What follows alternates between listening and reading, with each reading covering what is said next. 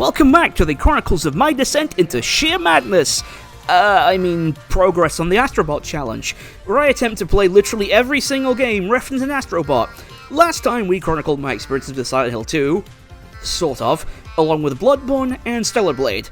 This time, we've gotten another more varied match of games to talk about, so let's just jump right into things, shall we?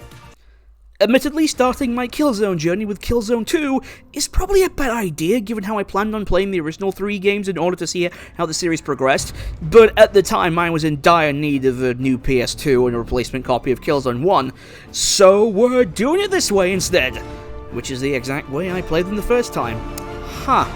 Anyways, for a game I haven't played in, over 10 years, Killzone 2 holds up surprisingly well.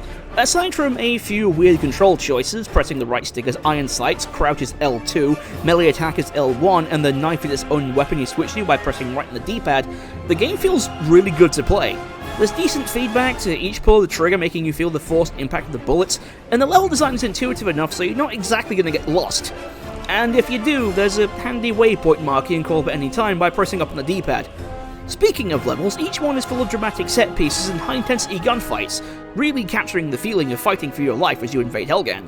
It honestly feels a bit like a war movie at various points, most notably the invasion and landings at Corinth River at the start of the game, the assault on the bridge at the midway point, and the final desperate push to Visari Palace at the end. Now, it's not all fun and games, mind you, as there are a few things that hold it back. While I love both of the game's main villains, those being Skolar Visari, voiced by Brian Cox, and Colonel Radek, voiced by Sean Pertwee, they don't actually do much. Sure, we get a good sense of their characters throughout the game, and they have some moments where they just dominate the scene they're in, but we don't actually see that much of them throughout the game. I mean, if you're gonna hire that level of acting talent, then give them more lines, give them more material to work with. In addition to that, the game honestly feels a bit more challenging than it needs to. Yeah, I understand the importance of taking cover in a shooter, but enemies feel like they do way more damage and can take more damage than they realistically should. At some point, it felt like the Helghast were wearing some kind of futuristic super Kevlar, given how they could tank about 15 or 20 assault rifle or machine gun bullets, or 4 point-blank revolver shots to the chest, on easy. It wasn't enough to sound my opinion on it, but it does get annoying sometimes. Also, while the weapon selection in this game is excellent, how your loadout is implemented is the complete opposite. You start out each level with an assault rifle and an infinite ammo revolver to serve your sidearm. However, you cannot drop this revolver under any circumstances, unless you happen to swap it for a Helghast pistol. But I don't know why you would, as the pistol is way worse and it's only found in a couple of levels. I believe this was a way for the developers to ensure that you always have a weapon to use, but it means you really only have one free slot for weapons. You keep passing up on all the more powerful options, sniper rifle, flamethrower, explosive weapons, even a shotgun, in favour of more practical weapons because you can only really carry one of them. Also, ammo for your standard issue ISC assault rifle can get a bit sparse at times, forcing you to use Helghast gear at points. And whatever you do, make sure you pick the SMG over the Helghast assault rifle, because the assault rifle is terrible! Damn cylindrical recoil! Thankfully, Guerrilla Games took these issues into account and fixed them for Killzone 3, which we'll be looking at soon, hopefully, but they do end up hurting the overall experience playing Killzone 2. So much so that a 7 out of 10 or B tier ranking is all I can really give it. Now for the weirdest coincidence on this list of games. Backstory! I joined the Roller Coaster Club of Great Britain back in February, and at the end of April I went to Blackpool Pleasure Beach as part of the first club trip, and the hotel I booked just so happened to upgrade me to a family room with no extra charge, with one of the extra amenities being, of all things, a PS3, and one of the games playable on it was SingStar. Yeah, this game is an Astrobot. I'll save you all the torment of my singing, mainly because it's so terrible it's considered a war crime under the Geneva Convention. If any officials are watching this, just know that you'll never take me alive, you bastards. Anyways, this one is basically just a karaoke simulator. If you're into that sort of thing, have a blast with it. If not, like yours truly, it's a fine little novelty and distraction for an hour or two. Maybe it'd be more fun if I had someone to play it with, but it stands right now it's fine, but not something I'd go out of my way to experience again. 5 out of 10, C tier. Apologies for the last section being pretty short, but there really isn't much I could say about SingStar. Luckily, our next title is something with a lot more meat on its bones. Ironic, considering our protagonist is a skeleton. Yep, that's right, it's the cult classic PS1 game that got remade twice, Medieval. So, fun fact, I've never actually played the PS1 version of Medieval before. I own it, but never actually played it. Played the PS4 remake that's basically a shot-for-shot recreation though. But for the spirit of this challenge, I thought it'd be best if I played the original. Anyways, despite the age, Medieval is surprisingly smooth to control, and is quite addictive. Combat, although basic, is pretty easy to get to grips with. You have a fair amount of weaponry to play around with, and the whole game just has this really quirky Tim Burton-like feel to it.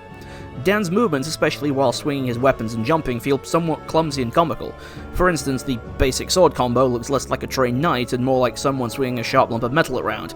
Which, if you know Dan's backstory, being a storyteller who was only elevated to position because he was able to make the king laugh with his stories, is very appropriate. As for those weapons, I really like how this game encourages 100% completion. While the game may be balanced around the standard sword, shield, throwing knives, and club you can pick up in basically any level, you can unlock other better weapons by killing a certain amount of enemies and grabbing a chalice hidden somewhere in the level. Once you have it, simply beat the level and you'll be taken to the Hall of Heroes for a reward. Sometimes it's a new weapon, other times it's a health bottle that functions like Metroid energy tanks, and other times it's just cash. So it's definitely worth hunting these down if you want to make your life, or afterlife in this case, a lot easier. Outside of that, level design is pretty solid too. Most levels have a pretty clear objective and it's pretty intuitive to find your way around for the most part. Pools of the Ancient Dead and the Lake can be a pain to navigate sometimes though. And for a PS1 game, I'm impressed at the visual variety on display here. Sure, you start in a graveyard, but then we get fields, an asylum, a medieval village, crystal caves, and even a flying pirate ship. Sure, some levels don't exactly look all that great. Once again, Pools of the Ancient Dead and the Lake are our main examples of that, but the rest really play into the somewhat cute and charming, somewhat creepy style. However, I do have to dock point in a few areas. Certain levels contain notable jumps in difficulty, and due to Dan starting each level in the exact same condition he ended the last one in, it effectively forces you to backtrack to easy levels like the graveyard to restock on health and supplies. Dan's controls also feel a tad stiff at times, especially when jumping or navigating narrow walkways. I lost track of how many times I wanted Dan to move slowly across a narrow path or bottomless pit, only for him to break into a full sprint and fall to his doom. Or the inverse, when I wanted to do a running jump and Dan just casually strolled to the edge, gave a feeble little hop and plummeted to his death. Luckily for me, cheat codes existed. Although I managed to last until the pirate ship, aka the third to last level in the game, before declaring fuck it and switching on the infinite health cheat. So, because this game is held back somewhat due to that. However, it still manages a solid 8 out of 10, placing it in the bottom of A tier. Any comments regarding Neil Druckmann or the second game will result in an instant ban from this channel, because that, and how Sony only ever seems to acknowledge this IP these days, aren't relevant to the topic of discussion here. We're just here to play a truckload of video games, and I can't be dealing with that headache. Anyway, The Last of Us. Honestly, despite all the unnecessary re-releases, remakes, and what have you, the original game is still worth revisiting these days. And by that, I mean the original. The one for the PS3, released in 2013. This is confusing. Anyways, calling this game a blast to play feels, wrong? I mean, the gameplay creates strong senses of danger when in combat due to your limited resources, slow-firing weapons, and dangerous enemies that are quite capable of killing you quite quickly.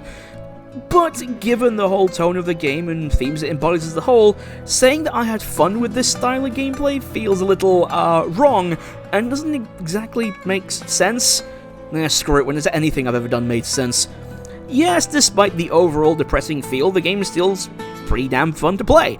And thanks to the previously mentioned limited resources, combat becomes less of a reactive affair, and more so a puzzle with varying solutions. Naturally, stealthily moving your way through the environment and picking off hapless goons one by one is the most productive method of dealing with things, but there's honestly nothing stopping you from using that stockpile of shotgun shells, rifle rounds, nail bombs, and flamethrower fuel to just go in all guns blazing.